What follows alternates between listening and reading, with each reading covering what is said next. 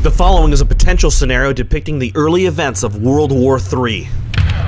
December 11th. The U.S. Department of Defense claims the Islamic State has secured fighter jets, potentially with the complicity of the Syrian government. The Russian president has warned against... Putin issues a final warning to Western powers that any more disruptions with Russia, its allies, or trading partners will not be tolerated. January 6, 2015. After confirmation of cooperation from the United Kingdom, a no-fly zone was placed over Syria. January 10th. A Turkish Air Force plane is shot down over eastern Syria. The same day, President Barack Obama announces to the American people, we have now declared war on Syria. I ordered our military to take targeted action in Syria. If you threaten America, you will find no safe haven. The Republican-controlled Congress votes to approve a military intervention. The US and UK began to rally 12,000 troops for a fast and targeted ground invasion, in concert with air shelling over all Syrian military installments. The S&P 500 index drops under 2,000.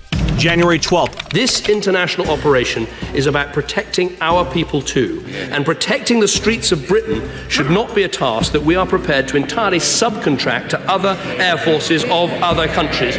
Riots erupt in London from mass public distaste of the new Middle Eastern war. Scotland begins the process to secede after a last-minute referendum receives a 61% majority of votes. 4 countries joined the Eurasian Economic Union, including Mongolia, and newly established independent eastern Ukraine, entailing free trade and military cooperation. India is set to import a record 180 tons of gold for January and begins talks with Russia for an increased bilateral trade. January 20th. The US decides to send forces without UK cooperation and sends a lackluster army of 5,000 American troops arrive in Turkey that push their way to Aleppo, Syria. In an attempt to demonize Democrats and anti-war activists, Fox has guests Jesse Ventura and Dennis Traynor. I think it's shameful, and I think that we need new leadership in this country that changes this war mentality that the United States of America has today. Which turns to chaos, and both guests state they would recommend burning draft cards if issued from the Selective Service. Days later, China does not attend the latest 5-year and 7-year Treasury note auction. The Federal Reserve announces a return to monthly asset purchases to maintain critical defense expenditures. February 11th, submarines went undetected to the U.S. West Coast, destroying key military targets in San Diego. U.S. Secretary of Defense announces the swift sinking of 3 Chinese submarines west of San Clemente Island. Secretary of State John Kerry appears live on CNN to declare the U.S. is now at war with China. Japan announces allegiance with the United States. Will continue to build a strong Japan-U.S. alliance. And supplies 12 destroyers to patrol for Chinese warships in the Pacific. Through alternative news websites, it's discovered that on January 30th, secret talks with China for U.S. debt negotiations and to reevaluate gold at $3,200 an ounce and silver at $60 an ounce were denied by the Federal Reserve, and this led to the Chinese strike on American targets. Brazil, the next day after China's attack, announces their allegiance with China against the United States, halting all imports and exports and an intent to sell their $262 billion in Treasury securities at the earliest possible auction. Senator Bernie Sanders proposes a bill to nationalize all Chinese investments in the United States. Australia comes out in the open with gold price talk, noting they would accept up to $1,500 gold price to appease Chinese, but would follow any gold price the U.S. Treasury and Fed will set. Australian coal and gold mining workers go on strike, and China responds with sending 20,000 troops into Australia to, quote, secure China's industrial mineral investments. February 17th. The Pentagon is going to spend $7.5 billion to make emergency fixes to its nuclear weapons. The Pentagon allocates $11.9 billion package to modernize and ready nuclear armaments at the National Nuclear Security Administration plant in Kansas City. March 1st, 2015.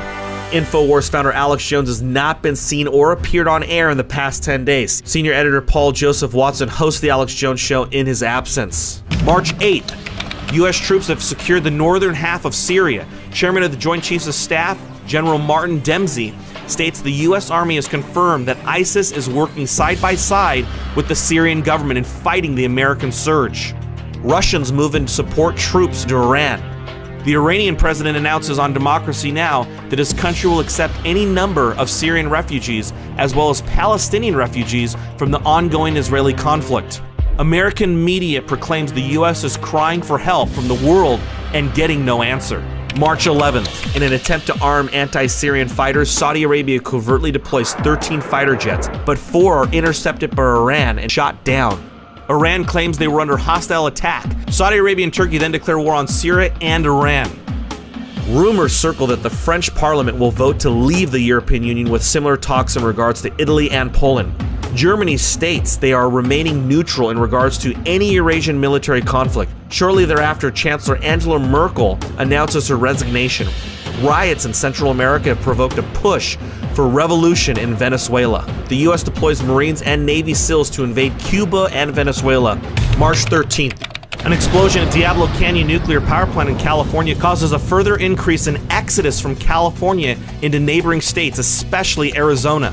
Mexican civilians begin pouring into Arizona, New Mexico, Texas, and even some to Southern California. MSNBC and CNN pump out propaganda demanding high taxes and welfare for the poor Americans and immigrant refugees from the southern border, saying Republicans hate immigrants, while Fox News paints all of them as illegals dragging down our economy, while calling the increased spending for wars absolutely necessary.